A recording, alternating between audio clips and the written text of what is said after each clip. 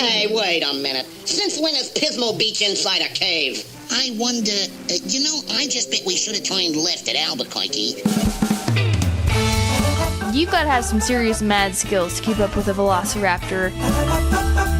Yeah, and there's still dinosaurs roaming all over the island free. You know, a mad scientist can't think of everything. Hi, welcome to Comedy Parenting Radio, the only show that hacks into hospitals and programs line writer on EKG machines. End of ride. We've got lots of new listeners this week, guys. Where are they from? We've got new listeners from the U.S., the UK, Canada, Ireland, Nigeria, Germany, Poland, China, Vietnam, Brazil. Welcome to the Comedy Parenting Radio family. It's your turn to do the dishes now. The topic of today's show is what's wrong with Jurassic World? Everything. We'll be right back. Okay, forest animals, kids are coming to the forest, and it's up to us to make their visit a good one. Sparrow, have you practiced the most popular bird songs for the year? Of course.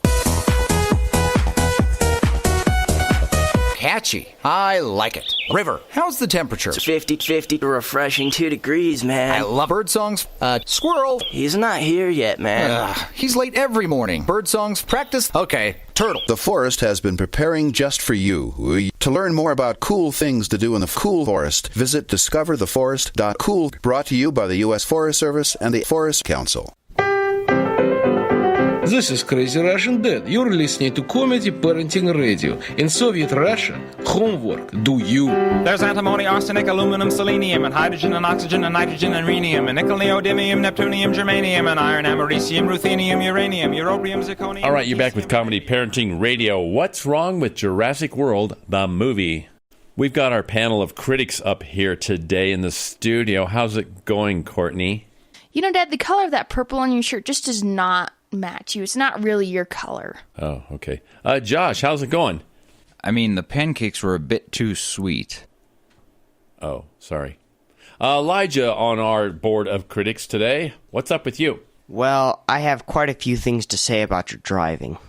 I'll try to tone it down. Josiah, the last one on our critic panel. How are you today? Fine, thank you, but your hairstyle looks very, poodle-like. Okay. It's what's wrong with Jurassic World, and we have our panel sitting here in front of me. Who would like to go first? Hey, I could like to go first. I've got an idea. I know what it is. Hold on. Okay, let's start with Courtney. I find it funny that when they're going there on the boat, they don't have many boats. It's like a whole kind of rendition of Titanic, where you don't have any way off or on the island. Not enough for the amount of people that are off or on the island. Yeah, they just have one ferry. For 20,000 people. If you go any place that has a ferry service, they have hundreds of ferries. Like Mackinac Island, they have several ferries going out there. Okay, what else? I have a problem with there's the fact that there are two boys going to stay with their aunt that they haven't seen in years, and she probably hasn't seen them in years because she indicates that in the movie. So how in the world was she supposed to find them? And the mother of the boys knows that her sister is a slacker. At least in terms of family relations. Another thing that was odd about that is they only had one helicopter for the entire island, and it was the owner's just the owner's private helicopter. That was the only helicopter. And he was like the only other helicopter pilot on the island. You would think, having like flying dinosaurs and stuff, that you would want to have lots of, like an air fleet or something? Lots of people to fly them? I mean, you've got the money. You can hire the people. For that matter, you've been open for a long time, right? 10 years. Why not? Why do you not have an airstrip or something like that on the island? And you're the 8th richest person in the world. One thing that I find funny is the fact that they're able to mount a minigun to just a standard helicopter, like a Bell or something like that. They already had the mounts ready for it to go, didn't they? Boy, they thought of everything. Mm-hmm. Except for bringing in an actual military-grade helicopter, like an Apache at least. And having a guy that knows how to shoot. First day on the job, they don't hit the dinosaur, which is absurd. You can easily aim the minigun 3 inches upward, and it would hit the dinosaur and maybe kill it? Who knows? Especially when you're going the same speed as the dinosaur or faster. The dinosaur's running, and then the guy's just shooting at his feet. Now I'm just going to make him dance, Pilgrim. I wonder if the dinosaur had a little implant in his brain that said, helicopters behind you are closer than they appear. They were probably going off the thing, like in MacGyver when he's being dive attacked by the dictator in the helicopter, and then the bullets follow him. That was because the machine guns were mounted underneath the helicopter and they were immobile. This minigun was swivel mounted inside the helicopter, which means the guy could have aimed it up 3 inches and been nailing all of his shots. Everyone told me not to stroll on that beach. Said seagulls gonna come, poke me in the coconut, and they did. At highway speeds, the average text takes your eyes off the road for about 5 seconds. That's enough time to travel the length of a football field. Stop texts, stopwrecks.org. Brought to you by the National Highway Traffic Safety Administration and the Ad Council. You're listening to Comedy Parenting. Stop imitating Fezzik, and I mean it. Does anybody want a peanut?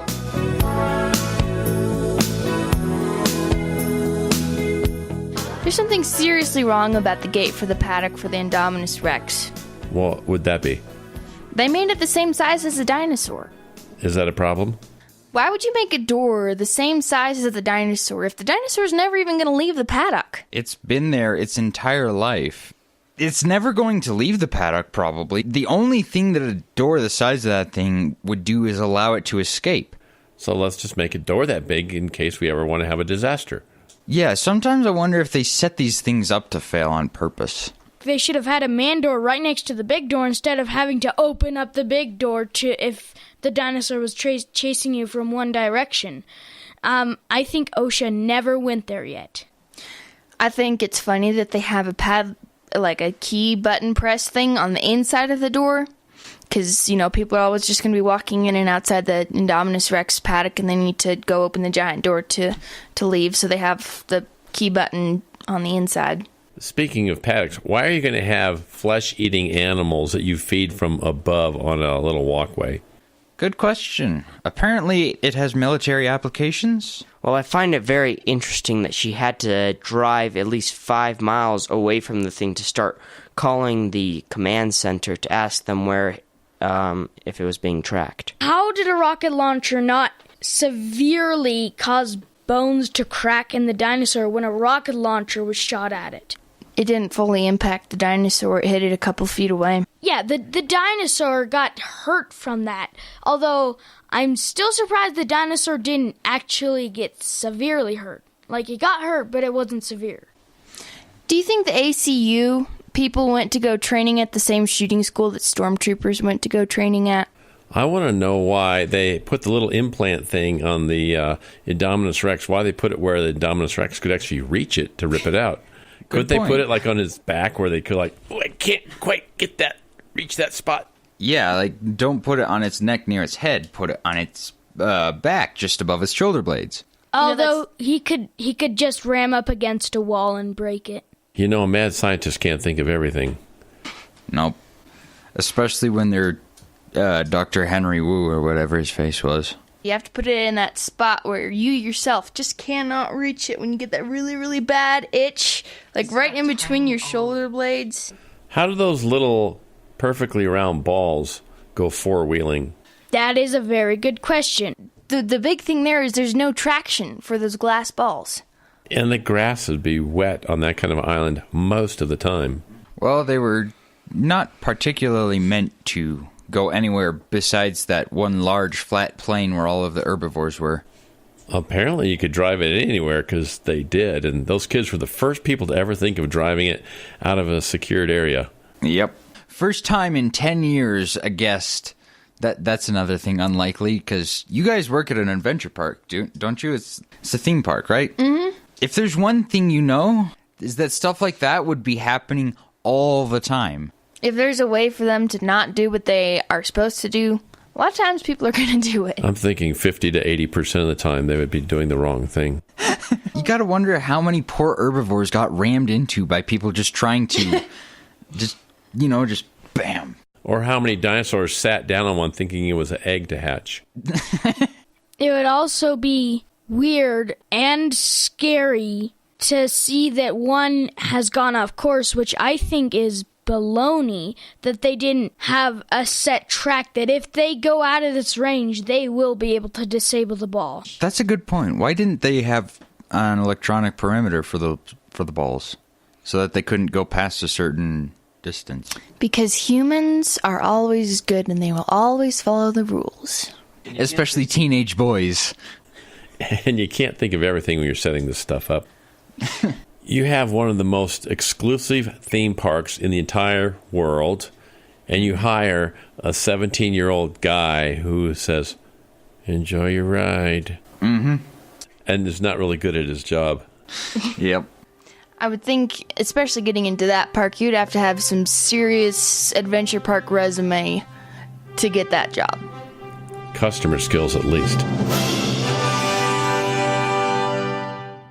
Ranger Station. Yeah, hi. I'd like to report a bear sighting in the forest. 1 second, I'm having a smoke. Next thing I know, I'm face-to-face with Smokey Bear. Wow. And he told me it only takes one spark to start a wildfire. Did you know 9 out of 10 wildfires are caused by humans? I had no idea. That's why Smokey's famous and you're not. If you see someone in danger of starting a wildfire, step in and make a difference. Brought to you by the U.S. Forest Service, your state forester, and the Ad Council. Learn more at smokeybear.com. Only you can prevent wildfires. All right.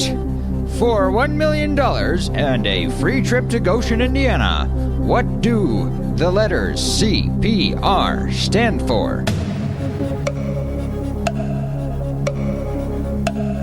Cardiopulmonary resuscitation. So sorry. They stand for Comedy Parenting Radio.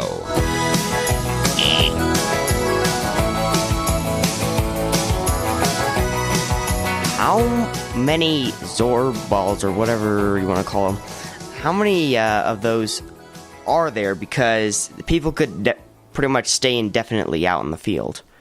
There's no point in time for them to come back into the field for the next person to go riding. So unless you were a good person and came back after your time was up, Is this just like a Jeep rental? You just kind of go and they hope the person comes back with the Jeep? Exactly.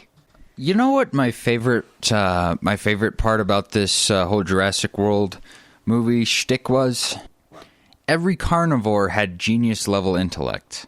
The velociraptors. The velociraptor was like a human. Even a domesticated horse does not act like a person. How about the guy on the four-wheeler when they all went tearing off into the jungle at night? He never hit a log, ever. Oh, yes. And then they had, like, the view from the dinosaurs where they're going over and under logs and stuff. Yeah. And then the people are following directly behind and on all of their vehicles. Four-wheelers and motorcycles. And, I mean, you've got to have some serious mad skills to keep up with a velociraptor, especially on that kind of motorcycle. In a jungle. In a jungle. Yeah, that's a road bike, too. It's not even a dirt bike. It's not meant for this kind of thing. But you know what? It looked really good on the poster. What about when all of the flying reptiles were let loose over town? Oh, yeah. That's one of my favorite tropes about pteranodons is that they're always human hungry or whatever. You would think they would just fly for a while and look around. Yeah. You would think. Every single flying reptile was ravenously hungry the second it left the cage. Yep. I kind of wonder what they have against the babysitter. I mean, I know she lost track of them, but out of anybody in the movie, she had the most dramatic ending.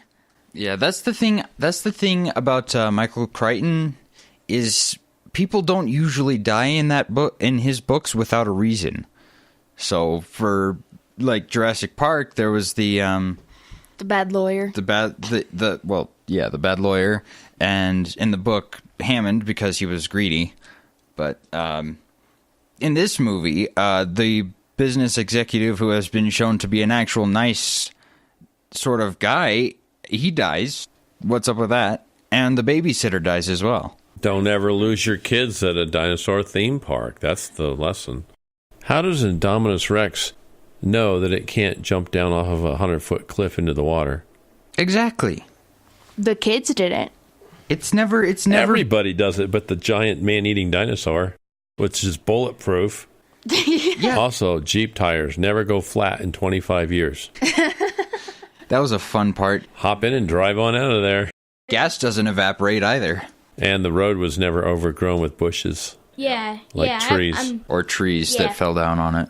How did the mom and dad get on the ferry to go back to the island? Yeah, why would they allow people to go onto the island? They need all the room they can. They're just pouring into the island to claim their relatives. Yeah. Now you have twice as many people to leave the island. Yeah, and there's still dinosaurs roaming all over the island free. Exactly. Okay, you've been listening to Comedy Parenting Radio. What's wrong with Jurassic World? Thanks for coming into the studio today, you guys. My pleasure. We enjoyed nitpicking this. It was quite a run. Before you guys go, Yeah. would you guys mind jumping down into the Indominus Rex cage and get that extra pig that he's not supposed to eat? Am I allowed to bring an Iron Man suit? Bye-bye.